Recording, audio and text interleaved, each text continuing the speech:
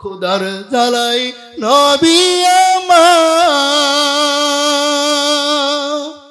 বেঁধেছিলেন পেটে পাথর। খোদার জ্বালাই নবী আমার বেঁধেছিলেন পেটে পাথর।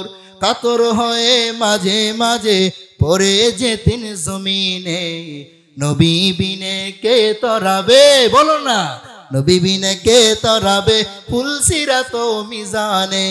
এমন এতিম নবী আমার পিতা মাতা নাই যে তাহার, তারপরেও কত মারা মারলো তাকে বেঈমানে। নবী বিনে কে তরাবে ফুলসিরাত মিজানে, নবী বিনে কে তরাবে ফুলসিরাত মিজানে। চলো চলো চলো মুমিন চলো নবীর সন্ধানে, নবী বিনে কে তরাবে ফুলসিরাত মিজানে। আল্লাহু আকবার জুড়ে বলেন, জবান বন্ধ না করে অলসতা দূর করে আকাশ বাতাস উজাড় করিয়া জুড়ে বলেন আল্লাহু আকবার। নবীর পেটে দুইটা পাথর দেখিয়া জাবের নিজের কষ্টের কথা ভুলে গেল, আর নিজেরে সামলাতে পারে না, দৌড়ে দৌড়ে চলে যায় জাবেরের বাড়িতে চলে গেল। ডাক দিয়া বলে, স্ত্রী আমার দেখো না ঘরের মধ্যে খাবারের জন্য কি আছে। আমার নবীর নিয়া কি সদা কত মে তেরা নাম রহেগা, সিদ্দীক তেরা নাম সে ইসলাম রহেগা, सिद्दीक तेरा नाम से इस्लाम रहेगा, दुनिया की शुजाअत में तेरा नाम रहेगा, दुनिया की शुजाअत में तेरा नाम रहेगा, अली तेरा नाम से इस्लाम रहेगा, अली तेरा नाम से इस्लाम रहेगा, दुनिया की अदालत में तेरा नाम रहेगा, दुनिया की अदालत में तेरा नाम रहेगा, उमर तेरा नाम से इस्लाम रहेगा, उमर तेरा नाम से इस्लाम रहेगा, दुनिया की मुअज्जिन में तेरा नाम रहेगा, दुनिया की मुअज्जिन में तेरा नाम रहेगा, बिलाल तेरा नाम से इस्लाम रहेगा, बिलाल तेरा नाम से इस्लाम रहेगा। जबान बंद रखबेन ना, सकले बोलेन अल्लाहु আকবার, आरो जोरे अल्लाहु আকবার। আমার নবীর আদর্শ মানিয়া ও যুবক ও বৃদ্ধ বাবারা, হযরত বিলাল ইসলাম ধর্ম গ্রহণ করলো। তিনি তো চেহারার দিক দিয়ে ভালো ছিল এমন না, অনেক কণ্ঠ সুন্দর ছিল এমন না, কাটিং ভালো বিষয়টা এমন না। উনি মুয়াজ্জিন, তিনি আল্লাহর নবী যেই মসজিদে নববীর ইমাম সাহেব ছিলেন, সেই মসজিদে নববীর মুয়াজ্জিন ছিলেন হযরত বিলাল। হযরত বিলাল তো দামি, আল্লাহর পয়গম্বর যখন ইন্তেকাল করলেন, হযরত বিলাল রাদিয়াল্লাহু আনহু গাট্টি গুট্টা নিয়া, বুঝেননি গাট্টি গুট্টা, এই গাট্টি গুট্টা ব্যাগ নিয়া তলি নিয়া হযরত আবু বকরের কাছে আইসা বলে, আবু বকর, আমি যেই মদিনায় নবী থাকবে না সেই মদিনায় আমি থাকতে পারবো না। আমি মুয়াজ্জিন ছিলাম নবী আমার নবীর মুয়াজ্জিন ছিলাম যেই মসজিদের, সেই মসজিদের ইমাম ছিল আমার নবী মুহাম্মদ। আমি আজান দিতাম, আশহাদু আন্না মুহাম্মাদুর রাসূলুল্লাহ বলতাম। সেই আজান শুনিয়া আমার পয়গম্বর চোখের কোনা দিয়া দিয়া আমার দিকে তাকাইতো। আমি যদি এখন আজান দেয়, আমার নবী আমার আজান শুনবে না, এটা আমি বেলাল সহ্য করতে পারি না। ও আবু বকর, আমাকে বিদায় দেন, আমি চলে যাব, মদিনা ছেড়ে চলে যাব, আমি সিরিয়ায় চলে যাব। হযরত আবু বকর হযরত বিলাল রাদিয়াল্লাহু আনহু সিরিয়ায় চলে গেলেন। 1 মাস হয়ে গেল, 2 মাস হয়ে গেল, 3 মাস হয়ে গেল, 4 মাস হয়ে গেল, 5 মাস হয়ে গেল, 6 মাস হয়ে গেল। হঠাৎ করিয়া আমার পয়গম্বর, আল্লাহর পয়গম্বর মুহাম্মদুর রাসূলুল্লাহ হযরত বিলালের স্বপ্নে যুগে আসলেন। সুবহানাল্লাহ সাল্লাল্লাহু আলাইহি ওয়াসাল্লাম সকলে বলে, ডাক দিয়া কয়, রে বিলাল, ও আমার সাহাবী বিলাল, আজকে 6টা মাস হয়ে গেল তুমি আমার রওজার সামনে আসো না, তোমার আজান আমি শুনতে পাই না। রে বিলাল, তুমি আমার সাথে এত অভিমান কেন করলা? বিলালের ঘুমটা ভেঙে গেল। আহারে, আমি তো মূলত যেই মদিনায় নবী নাই সেই মদিনায় আমি থাকতে পারি না, সহ্য হয় না, এজন্য তো আমি চলে আসলাম। নবীর প্রতি রাগ করে আসি নাই, কোন সাহাবীর প্রতি রাগ করে আসি নাই। হযরত বিলাল চলে গেলেন মদিনায়। আল্লাহর নবীর রওজার সামনে দাঁড়ায়া বলে, আসসালামু আলাইকা ইয়া রাসূলুল্লাহ, ও হাবিব আমার, উম্মতকে ডাকছেন, পাগলকে ডাকছেন, পাগল চলে আসছে, এখন আপনি আসার বাকি। সুবহানাল্লাহ।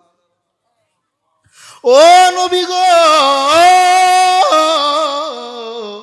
আমি তো চলে আসলাম, আপনি কবে আসবেন? আপনি আসার বাকি আছে। ও পয়গম্বর, নবীর উপরে দরুদ সালাম পেশ করিয়া মদিনায় যখন ঢুইকা গেল, মদিনায় ঢুকিয়া নবীর উপর দরুদ সালাম পেশ করলো। গোটা মদিনা শহরগুলোর মধ্যে হইচই সৃষ্টি হয়ে গেল, মহিলারা পাগল। হযরত বিলাল সেই মদিনায় আসলো, যুবক যুবতীরাও পাগল, বিলাল আসছে, বাচ্চা কাচ্চারাও পাগল, বিলাল আসছে। আহারে, যেই বিলাল নবীর মুয়াজ্জিন, যেই বিলাল মদিনায় আসছে, মনে হয় আমার পয়গম্বরও আসবে। আশা আশা নিয়া তারা মার কাছে কয়, বাবার কাছে কয়, বাচ্চারা দৌড়ে দৌড়ে নবীজির কাছে গিয়া বলে, নবী আমার। বিলাল মার কাছে গিয়া বলে, মা আমার, নবীর মুয়াজ্জিন বিলাল আসছে, মনে হয় নবী আসবে। এমন ভাবে একটা আলোচনা শুরু হয়ে গেল। হঠাৎ করিয়া আল্লাহর পয়গম্বরের অন্যান্য সাহাবায়ে কেরাম তারা দৌড়ে আইসা বলে, ও বিলাল, আজকে 6টা মাস হয়ে গেল তোমার আজান শুনি না, নবী চলে গেছেন, কি হয়েছে? সবাই তো যাওয়া লাগবে, কিন্তু তুমি কেন আজান দাও? যেই নবীর মসজিদের মুয়াজ্জিন তুমি বিলাল, নবী চলে গেছে, তুমি থাকলে তো তোমারে দেখা দেখা নবীর স্মৃতিগুলা মনে করতাম। ও বিলাল, আল্লাহর রাস্তে একটু আজান দাও না, তোমার আজানটা একটু শুনি। বিলাল কয়, সাহাবায়ে কেরাম, আমি যদি আজান দেই নিজের আমি সামলায় রাখতে পারবো না, আমি অজ্ঞান হয়ে যাইব। সাহাবায়ে কেরাম বোঝায়, বিলাল তুমি আজান দাও, কিন্তু নবীর সাহাবী বিলাল বলে, আমি পারবো না, আমি পারবো না। আব্দুর রহমান ইবনে আউফ সহ অন্যান্য সাহাবায়ে কেরাম পরামর্শ করে, ও নবীর সাহাবায়ে কেরাম, আমরা বললে তো হবে না, তোমরা যাও যাও, আল্লাহর নবীর কলিজার টুকরা হাসান হুসাইনের কাছে যাও, যাদের দিকে তাকালে নবীর কথা স্মরণ হয়। সুবহানাল্লাহ। যেই হাসান হুসাইন নবীর কলিজার টুকরা নাতি, তারা যদি বলে বিলাল আজান দিবে, আর বিলাল যদি আজান দেয়, আমরা চোখটা বন্ধ করে করে করে করে নবীর যুগটাকে স্মরণ করব, নবীর কাহিনীগুলা স্মরণ করব, নবীর স্মৃতিগুলা স্মরণ করে করে এক ফোঁটা চোখের পানি ফালাইতে পারলে আমরা সফল। সাহাবায়ে কেরাম চলে গেলেন। হযরত হাসান হুসাইন রাদিয়াল্লাহু আনহুমার কাছে ডাক দিয়া বলে, রে হাসান, তুমি আসো, হযরত বিলালকে বলো আজান দেওয়ার জন্য। বিলাল যদি আজান দেয়, তুমি যদি বলো বিলাল আজান দিবে, আমরা বললে শুনবে না। হাসান হুসাইন আয়েশা বলল, হে নবীর মুয়াজ্জিন বিলাল, আজান দিয়া দাও, একটু আজান দাও না গো, আমরা শুনে শুনে এক ফোঁটা চোখের পানি ফালায়। হযরত বিলাল আর না করতে পারে নাই। আল্লাহু আকবার জোরে বলেন। মসজিদে নববীর মধ্যে ঢুকিয়া বিলাল আজান দিল, আল্লাহু আকবার, আল্লাহু আকবার, আশহাদু আল্লা ইলাহা ইল্লাল্লাহ, আশহাদু আল্লা ইলাহা ইল্লাল্লাহ, আশহাদু আন্না মুহাম্মাদার রাসূলুল্লাহ। ইল্লাল্লাহ আশহাদু আন্না মুহাম্মাদুর রাসূলুল্লাহ। এই কথাটা বলার পর হযরত বিলাল অজ্ঞান হয়ে জমিনের মধ্যে পড়ে যায়, আর জ্ঞান আসে না, অজ্ঞান হয়ে গেল। সাহাবায়ে কেরাম পেরেশান। এই কিছুক্ষণ পরে জ্ঞান ফিরে আসলো, ডাক দিয়া বলে, রে বিলাল তোমার কি হয়েছে? হযরত বিলাল ডাক দিয়া বলে, ও আমার নবীর সাহাবায়ে কেরাম, আমি তো আগেই বলেছিলাম আমার নবী যদি নাই, এজন্য আমি আযান দিতে পারবো না, টিকতে পারি না। অন্যান্য সময় আমি যখন নবীর মুয়াজ্জিন থাকা অবস্থায়, নবীও ছিল, যখন আমি বলতাম আশহাদু আন্না মুহাম্মাদুর রাসূলুল্লাহ, আমি একটু তাকায় দেখতাম আমার কলিজার টুকরা নবীর, যখন আমি সত্যতার ঘোষণা দিতাম আশহাদু আন্না মুহাম্মাদুর রাসূলুল্লাহ, তখন আমার নবীর দিকে আমি চোখের কোণা দিয়া তাকায় দেখতাম, নবী চোখটা ঘুরায়া ঘুরায়া আমার দিকে তাকাইছে। আজকে যখন আমি আশহাদু আন্না মুহাম্মাদুর রাসূলুল্লাহ বললাম, আমি তাকায় দেখলাম নবী নাই, আর আমি বিলাল সহ্য করতে পারি না। কেমন ছিলেন হযরত বিলাল? ও নবীর উম্মতের দল, আফ্রিকার জঙ্গলের সেই বিলাল কত দামি হয়ে গেল। নবীর আদর্শ মাইনা, নবীর চরিত্র মাইনা, নবীর শানের আলোচনা শুনিয়া আমার নবীর কত শান, আমার নবীর কত মান। খন্দকের একটা যুদ্ধ হয়েছিল, যে যুদ্ধের ময়দানে মুসলমানের সংখ্যা ছিল 3000, বেঈমান কাফেরের সংখ্যা ছিল 10,000। কয় হাজার? 10,000-এর কাছে মুসলমানের সংখ্যা মাত্র 3000, বেঈমান 10,000, মুসলমান মাত্র 3000। আল্লাহর নবী এবং সাহাবায়ে কেরাম পেরেশানির মধ্যে পড়ে গেল। নবীর সাহাবায়ে কেরামকে নিয়ে আল্লাহর নবী সাল্লাল্লাহু আলাইহি ওয়াসাল্লাম পরামর্শের মধ্যে বসে যায়, ও আমার সাহাবায়ে কেরাম, ইয়া আসহাবাল খন্দক, ও খন্দকের যুদ্ধের ময়দানে উপস্থিতি সাহাবায়ে কেরাম, তোমরা পরামর্শ দাও কি করা যায় যুদ্ধের ময়দানে, যাতে আমরা জিততে পারি, বিজয় লাভ করতে পারি, পরামর্শ দাও। এক একটা সাহাবী এক একটা পরামর্শ দিতেছে। আল্লাহর পয়গম্বরের একজন বৃদ্ধ সাহাবী, সবচেয়ে বয়স্ক, যার নাম ছিল সালমান ফার্সি। কি? সালমান ফার্সি রাদিয়াল্লাহু আনহু একজন বৃদ্ধ সাহাবী ছিলেন। ওই সাহাবী সালমান ডাক দিয়া বলে, পয়গম্বর আমার ছোট একটা পরামর্শ যদি মানতে পারেন। নবী বলে, কি? জ্বালায়া দাও। হযরত সালমান রাদিয়াল্লাহু আনহু বলে, নবী আমার, মদিনার চতুর্দিক থেকে আমরা একটা পরিখা খনন করব, মানে খাল খনন করব, বিশাল গর্ত হবে। যেই গর্ত মদিনার চতুর্দিক দিয়ে করলে যখন বেঈমানগুলো আমাদের উপরে আক্রমণ করবে, তখন তারা গর্তের মধ্যে পড়ে যাবে। এই মুহূর্তে বেঈমান গোষ্ঠীরে আমরা জাহান্নামের মধ্যে ধাক্কা দিয়া পাঠাইয়া দিব। নবীর কাছে ভালো লেগেছে। নবী কইয়া আসহাবাল খন্দক, আমার সাহাবী সালমান ফার্সি রাদিয়াল্লাহু আনহুর পরামর্শ অনুযায়ী কাজে লাগা যাও। সাহাবায়ে কেরাম মাটি খুঁড়তেছে, খনন করতেছে গর্ত। বুঝছেন কথা? পরীক্ষা খনন করতেছে, নবীও খনন করতেছে। আমার সময় কম, সংক্ষেপে বলতেছি। পরীক্ষা খনন করার কাজে আমার নবীও কাজ করে, সাহাবায়ে কেরামও কাজ করে। দিনের পরে দিন যায়, রাতের পরে রাত যায়, কিন্তু সাহাবীদের পেটে কোনো খানা নাই, আল্লাহর পয়গম্বরের পেটে কোনো খানা নাই। আহারে, যেই নবীর জন্য সব কিছু হইল, সেই নবীজির কত কষ্ট। সাহাবায়ে কেরাম যাদের নাম দুনিয়া থাইকা জান্নাতি সুসংবাদ পাইল, তারাও কত কষ্ট। সবার কষ্ট একমাত্র দ্বীনের জন্য, নবীর আদর্শের জন্য। নবীর আদর্শ যেন কিয়ামত পর্যন্ত সুপ্রতিষ্ঠিত থাকে, আমি আপনি যেন নবীর আদর্শ মাইনা চলতে পারি, একমাত্র সেই জন্য। ঠিক না বেঠি? একটু আগায় আসেন, আমার উস্তাদ আয়েশা যেন কষ্ট করা না লাগে। আমি আগেই বললাম উস্তাদের একটু সবক শোনানোর জন্য আসছে। আপনারা যদি বৈশা যাইতেন, আপনাদের পার নিচে আমি হাত রেখে বলবো, আমি খুশি হইতাম অন্তত পক্ষে। আল্লাহ তো খুশি হবেই। সবাই বলেন আল্লাহু আকবার। সমস্ত মানুষকে আল্লাহ কবুল করেন, সকলে বলেন আমিন। আমার পরবর্তী উস্তাদ যারা আছেন, একেবারে তাদের হাতে গড়া ছাত্র আমি, তাদের আলোচনা শুনবেন। আমি দেখবেন শুরু থেকে শেষ পর্যন্ত আলোচনা শুনবই ইনশাআল্লাহ। কোথায় যেন আসছিলাম? আল্লাহর পয়গম্বরের পেটে কোনো খানা নাই, সাহাবায়ে কেরামের পেটে কোনো খানা নাই, পানি নাই, পেটেও কোনো খাবার নাই, একেবারে জীর্ণ শীর্ণ সাহাবায়ে কেরাম হয়ে গেল। ওই সাহাবীদের মধ্যে একজনের নাম জাবের, জাবের ইবনে আব্দুল্লাহ। ওই জাবেরের বাড়ি ছিল সেই মদিনার মধ্যেই জাবেরের বাড়ি ছিল, সেই ময়দানের কাছেই হযরত জাবের রাদিয়াল্লাহু আনহুর বাড়ি ছিল। সেই জাবের ক্ষুধার তাড়নায় সহ্য করতে পারে না, পেটের মধ্যে একটা পাথর বাঁধছে।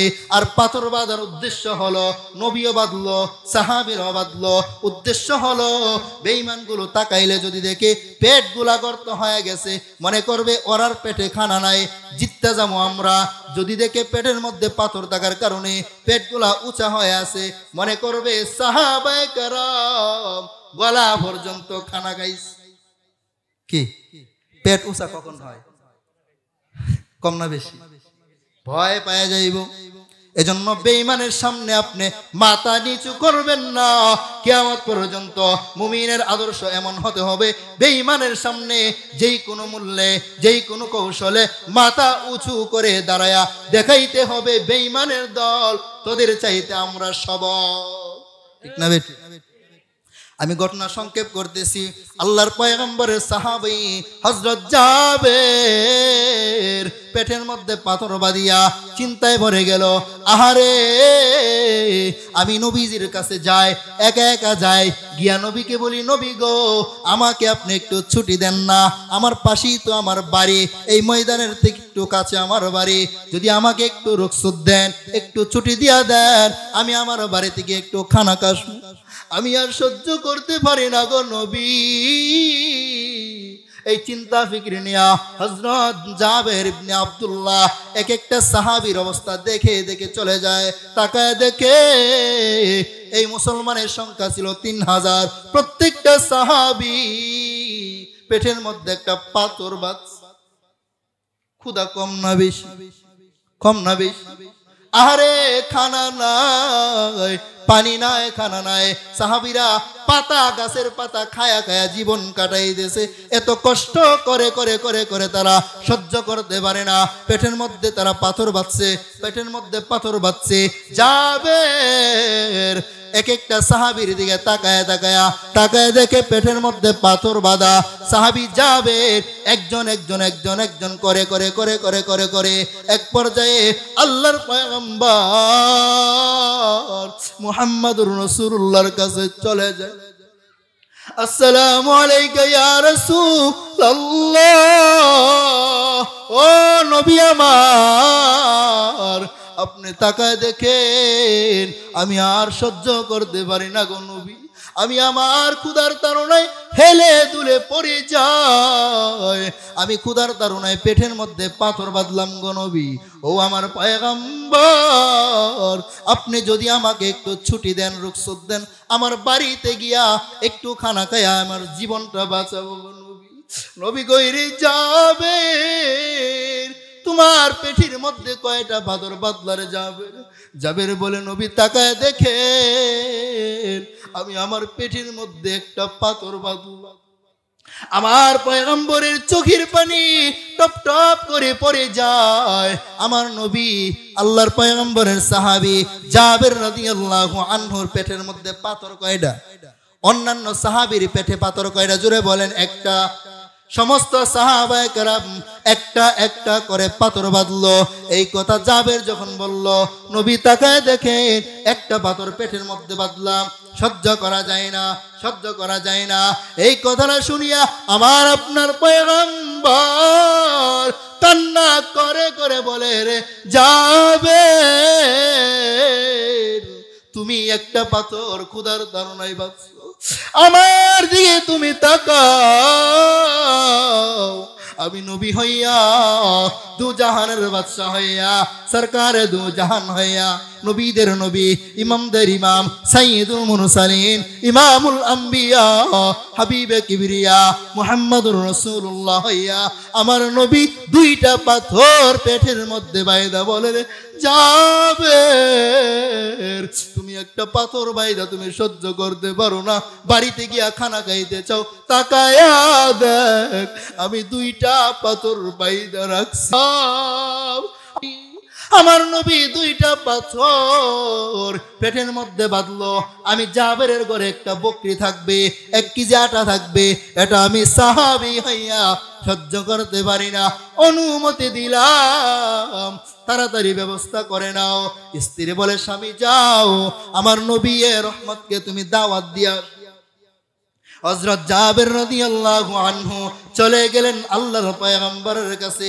আসসালামু আলাইকা ইয়া রাসূলুল্লাহ, ও নবী আমার বাড়িতে আপনার দাওয়াত, আপনি আমার বাড়িতে আসবেন, আপনার জন্য খাবারের আয়োজন করতেছি। নবী গো আপনার সাথে 2-3 জন সাহাবী নিয়ে আসবেন। আপনারা যখন মেয়ারাজুল ইসলাম কাসিমিকে দাওয়াত দেন, মাদ্রাসার মুহতামিমকে দাওয়াত দেন, শিক্ষককে দাওয়াত দেন, আপনারা যখন মসজিদের ইমামকে দাওয়াত দেন, এমন বলেননি হুজুর আপনার সাথে মুয়াজ্জিন সাহেবকে নিয়ে আইনেন, আপনার সাথে 2-1 জন ছাত্র নিয়ে আইসেন, আপনার সাথে 2-1 জন বন্ধু নিয়ে আইসেন, বলেন কি বলেন না? আল্লাহর পয়গম্বরের সাহাবী জাবেরও এমন ভাবে দাওয়াত দিয়া দিল। জাবেরের দাওয়াত শুনিয়া আল্লাহর পয়গম্বরের অবস্থা অনেকটাই খুশির মধ্যে। আহারে খানা নাই, যার কারণে পেটের মধ্যে 2টা পাথর। সাহাবায়ে কেরামের পেটের মধ্যে একটা পাথর। জাবের ইবনে আব্দুল্লাহ নবীকে দাওয়াত দিয়া চলে গেলেন বাড়িতে।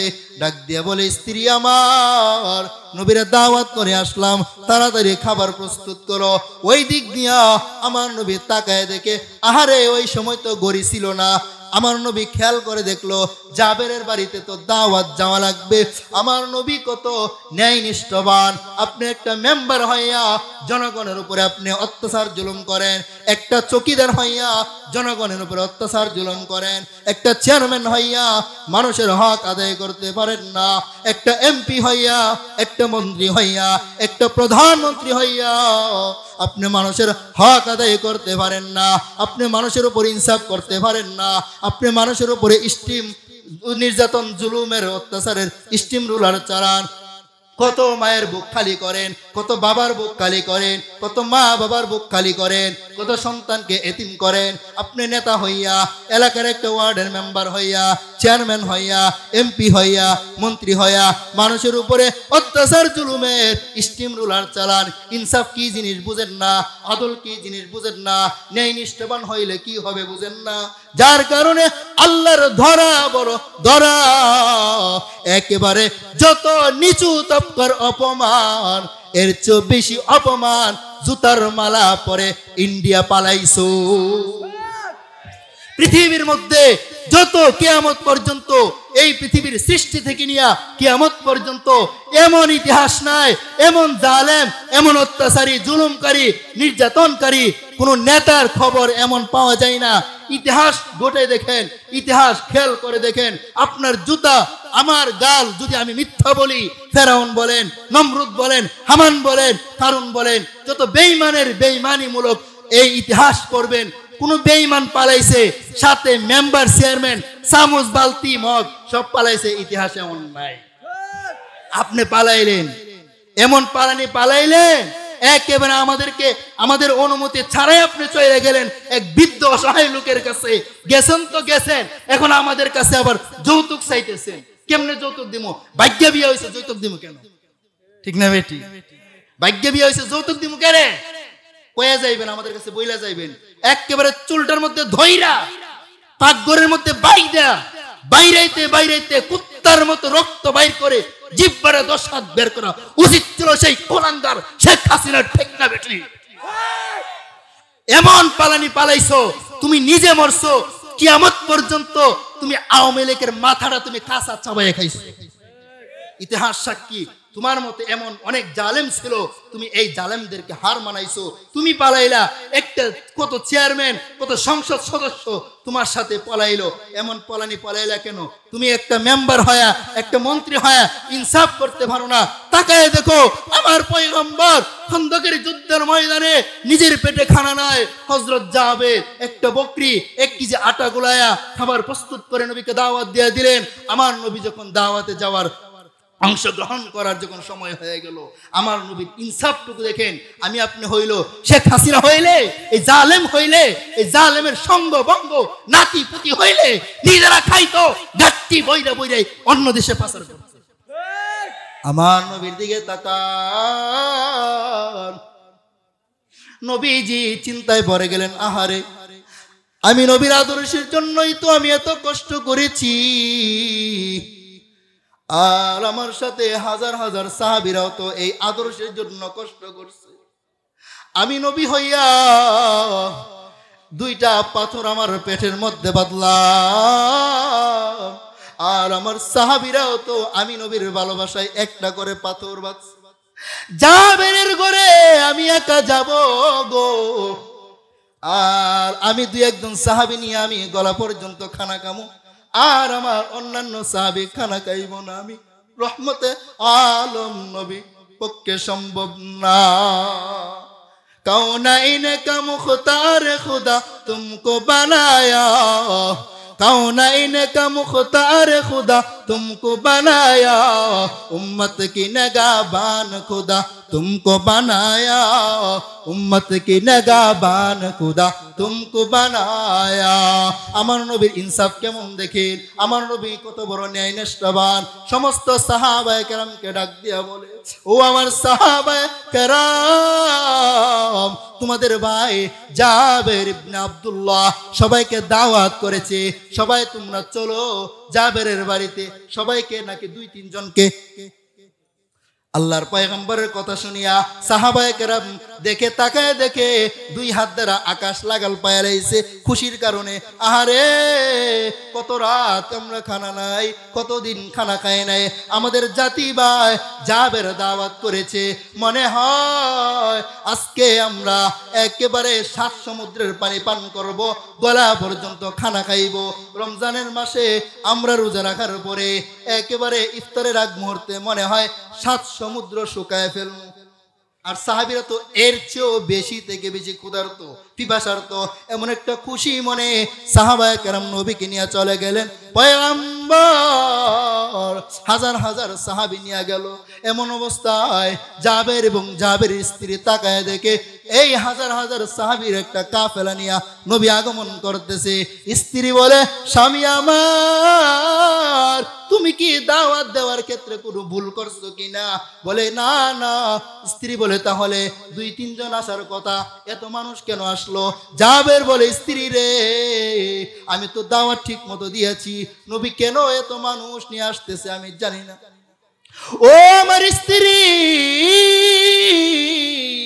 ও আমার প্রাণের স্ত্রী, ভালো করে শুনে নাও, আমি এমন একজন নবীকে দাওয়াত দিলাম, এমন একজন নবীর উপরে আমি ঈমান এনেছি, এমন একজন নবীর উপর আমি ঈমান আনলাম, এমন একজন নবীকে বিশ্বাস করলাম যেই নবীর মধ্যে এমন কোনো গুণ নাই আল্লাহ দেন নাই, এমন কোনো মুজিজা নাই আল্লাহ দেন নাই, এমন কোনো বরকত নাই আল্লাহ দেন নাই। যত বরকত হতে পারে, যত মুজিজা হতে পারে, যত দামি জিনিস হতে পারে, গুণাগুণ হতে পারে, মহান আল্লাহ দিলেন। টেনশন করবা না, যেই নবীকে আমি ঈমান আননা দাওয়াত দিলাম সেই নবীর বরকতে আল্লাহ 3 জন মানুষের খাবার 3000কে খাওয়াইতে পারেন। সুবহানাল্লাহ। আল্লাহর পয়গম্বর জাবের রাদিয়াল্লাহু আনহুর দিকে তাকায় কয়, জাবের ইবনে আব্দুল্লাহ, তুমি কি টেনশন করনি? বলে, না না, আমি টেনশন করি না। ও পয়গম্বর, আমি টেনশন করি না। হাইসা হাইসা নবীকে স্বাগতম জানায়। জাবেরকে নবী ডাক দিয়ে বলে, জাবের, আমি নবী ভালো করে জানি তুমি 2 থেকে 3 জনকে নিয়ে আসার কথা বলছো, এটা আমার ভালো করে খেয়াল আছে রে জাবের। কিন্তু আমি ইচ্ছা করে এতগুলা সব সাহাবী নিয়া আসহাবে খন্দক যত আছে, খন্দকের যুদ্ধে অংশগ্রহণকারী সমস্ত হাজার হাজার সাহাবী নিয়া আমি তোমার বাড়িতে আগমন করলাম। টেনশন করবা না, তুমি খাবার দাও, গোশত কি করছো না করছো দাও, তোমার দায়িত্ব 3-4 জনের খাবার প্রস্তুত করা। আর আমি নবীর বরকতে আল্লাহ পাক রব্বুল আলামিন হাজার হাজার মানুষের খাবারের ব্যবস্থা করবে। জাবের কি করছো, সামনে দাও বলে গোশত করলাম, খামিরা করলাম। এ জাবের গোশত দাও, খামিরা দাও। আমার দিকে সকলে তাকান, একটা চোখ অন্যদিকে রাখবেন না। আল্লাহর পয়গম্বর গোশতের পাতিলাটার সামনে নিয়া তুতু মুবারক লাগায়া এই গোশতের মধ্যে লাগায়া দিল। আবার আল্লাহর পয়গম্বর তুতু মুবারক লাগায়া আটার খামিরার মধ্যে লাগায়া দিল। আল্লাহর পয়গম্বরের মাধ্যমে বরকত শুরু হয়ে গেল। সুবহানাল্লাহ। আল্লাহর নবী ডাক দেয়া বলেন, জাবের যত সাহাবী আছে রে জাবের, প্রত্যেকটা সাহাবীকে পরিতৃপ্তভাবে তুমি খাওয়াইবা, রুটি আর গোশত দিবা। তবে শর্ত হলো একবারের জন্য এই ঢাকনাটা তুমি একেবারে উপরে উঠাবা না, একেবারে এমন করে উঠাবা না, হালকা ভাবে উপরে উঠায়া তুমি গোশত দিবা, রুটি দিবা। একজন প্রত্যেকটা সাহাবী যত খাইতে পারে ইচ্ছা মতো খাওয়াইবা, গলা পর্যন্ত। সাহাবীরাও খাইতেছে। রোজা রাইখা একদিনের খাওয়ান আমরা কি পরিমাণ খাই, আর সাহাবীদের খাওয়ানোর কোনো তুলনা হয় না। এই যুবক বন্ধু আমার, খেয়াল করে দেখেন, অল্প সময় আছে। সাহাবী জাবের সব সাহাবীর ইচ্ছা মতো খাওয়াই দিল, সাহাবীরা সব ইচ্ছা মতো খাইলো। আল্লাহর পয়গম্বরও খাইলো, হাজার হাজার সাহাবীও খাইলো, জাবেরও খাইলো, সবাই খেয়েছে। আল্লাহর নবী ডাক দেয়া বলে, ও আমার সাহাবী জাবের, ঘোষণা দেয়া দাও, এমন কোন সাহাবী আসেনি রে যে সাহাবী খানা ঠিক মতো খাইতে পারে নাই, গলা পর্যন্ত আসে নাই, পরিতৃপ্ত সহকারে খায় নাই। ঘোষণা দেয়া দাও, দ্বিতীয়বারের জন্য নয়, শেষ পর্যন্ত খাবারের সুযোগ আছে। জাবের ইবনে আব্দুল্লাহ ঘোষণা দেয়া দিলেন, ইয়া আসহাবাল খান্দক, ও নবীর হাতে গড়া সাহাবীরা রে, তোমরা এমন কে আছো রে, তোমরা ঠিক মতো খানা খাইতে পারো নাই, বলো বলো, বলে দাও। আবারও খাওয়ানোর প্রস্তুত করা আছে, খাওয়ান খাইতে পারবা।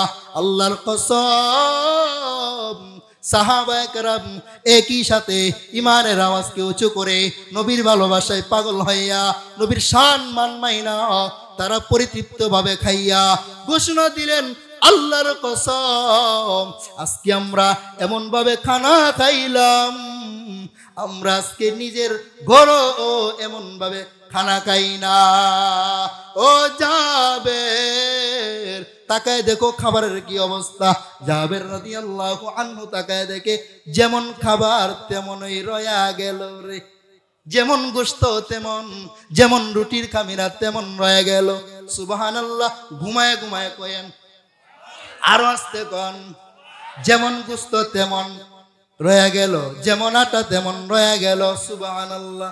रुखसार से बरका का जरा पर्दा उठा दो, रुखसार से बरका का जरा पर्दा उठा दो, लिल्लाह मुझे हुस्ने खुदा दाद दिखा दो, लिल्लाह मुझे हुस्ने खुदा दाद दिखा दो। मैं दूर हूँ मजबूर हूँ ऐ सैयद आलम, मैं दूर हूँ मजबूर हूँ ऐ सैयद आलम, दीदार दिखाते नहीं आवाज सुना दो, दीदार दिखाते नहीं आवाज सुना दो।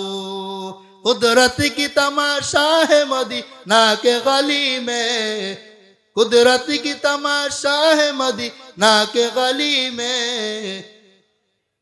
আল্লাহর পয়গম্বরের আদর্শ কত দামি, আল্লাহর পয়গম্বরের থুতুর কত দাম কম না বেশি? আল্লাহর নবীর তুতুর কত বরকত দেখেন। 3000 মানুষ খাইলো, 3-4 জনের খাওন। আমার নবীর তুতুর মধ্যে এত বরকত, এক একটা বরকত নিয়ে যদি আমি আলোচনা করি কিয়ামত হয়ে যাবে, শেষ হবে না। আম্মা জান আয়েশা রাদিয়াল্লাহু আনহা বলে, আম্মা জান আয়েশা বলে আমি নবীজির ঘাম মুবারক জমা করে রাখতাম, বিভিন্ন অনুষ্ঠানের মধ্যে আমরা আতর হিসাবে ব্যবহার করতাম। আল্লাহর নবীর থুতু এত বরকত, যখন সেই জমিনের মধ্যে নবী থুতু ফালাইতো সাহাবায়ে কেরাম দেখতে দেরি হইতো, থুতু গুলা এইভাবে নিয়ে নিয়ে শরীরে মাখতো। এত বরকতপূর্ণ থুতু আমার নবীজির, আল্লাহর নবীর থুতুর এত বরকত, এত বরকত, এত বরকত রে। ও যুবকেরা ভালো করে শোনো, কেমন নবীর উম্মত আইলা রে যুবক। আমার নবীর থুতু যদি বিষের মধ্যে দিত, বিষের মধ্যে থুতু লাগাইতে দেরি হইতো, কিন্তু সাথে সাথে বিষ পানি হইতে দেরি হইতো না। আবু বকরকে নিয়ে হিজরতের রাতে নবী যখন গুহার মধ্যে গেলেন, ঘটনা আপনারা জানেন, সাপে কামড়ায়া আবু বকরের রানটা ছিদ্র করে ফেললো, রক্ত বের হয়ে গেল, সারা শরীরের মধ্যে রক্ত বের হয়া, সারা শরীরের মধ্যে রক্ত বের হয়া, সারা শরীরের মধ্যে বিষ প্রচার হয়ে গেল। একেবারে বিষের কারণে শরীরটা দুর্বল হয়ে গেল। আল্লাহর পয়গম্বর তার থুতু মুবারক লাগায় দিল, সাথে সাথে বেদনা বন্ধ, রক্ত বন্ধ। সাপের বিষ পানি হলো লালাতে তোমার, সাপের বিষ পানি হলো লালাতে তোমার। আবু বকর সুস্থ হলো, মুজেজা তোমার, তুমি পিয়ারা খুদার, তুমি হাবিব আল্লাহর। দ্বিখণ্ডিত চাঁদ হলো ইশারায় তোমার, দ্বিখণ্ডিত চাঁদ হইল ইশারা তোমার। কাফির মুশরিক মুসলিম হলো মুজিজা তোমার, তুমি পেয়ারা খুদার, তুমি হাবিব আল্লাহর। দুজাহানের রহমত আপনি নবী, দুজাহান, দুজাহানের রহমত আপনি নবী, দুজাহান। ইহ পরকালে তুমি দয়ার ভান্ডার, তুমি হাবিব আল্লাহর, তুমি পেয়ারা খুদার। ও যুবক বন্ধু আমার, ও আমার পর্দার আড়ালের আম্মা জানেরা, ও বৃদ্ধ বাবারা, আপনার মতো সন্তান, আমিও আপনার সন্তানের মতো সন্তান। ও যুবক বন্ধু আমার, আমিও তো আপনার মতো একটা যুবক বন্ধু। ও আমার পর্দার আড়ালের আম্মা জানেরা, আমার মতো আপনার সন্তান আছে, আপনার নাতি আছে। আপনাদের পা জোর করে বলে যায়, আল্লাহর জন্য, নবীর জন্য আজকের এই মাহফিল থেকে আপনি ওয়াদাবদ্ধ হয়ে যান, জীবনের জন্য, জীবন একবার হলেও দাড়ির মধ্যে খুর লাগাবো না, আমরা নামাজ ছাড়বো না, পর্দা ছাড়বো না। ও আম্মা জানেরা, আপনারা কষ্ট পাবেন না। প্রায় মাহফিলে যে কথাটা বলতে থাকি, এই কথা আজকেও বলে যায়। আপনার স্বামীটা বিদেশের বাড়িতে রাতকে রাত মনে করে না, দিনকে দিন মনে করে না, রক্তকে পানি বানায় হাজার হাজার লক্ষ লক্ষ টাকা ইনকাম করে বাংলাদেশে পাঠায়, আর আপনি সেই টাকাটা অপপ্রচার করিয়া বেগানা পুরুষের সামনে আতর ব্যবহার করিয়া হেলে দুলে আপনি যান। যার কারণে আমি নিজে সাক্ষী, আমি কাপড় কিনতে গেলাম, গিয়া দেখলাম আমার জন্য বসার কোনো সুযোগ নাই। বললাম ভাই বিছানা চাদর কেনার জন্য আসলাম। বলল হুজুর পরে আসবেন।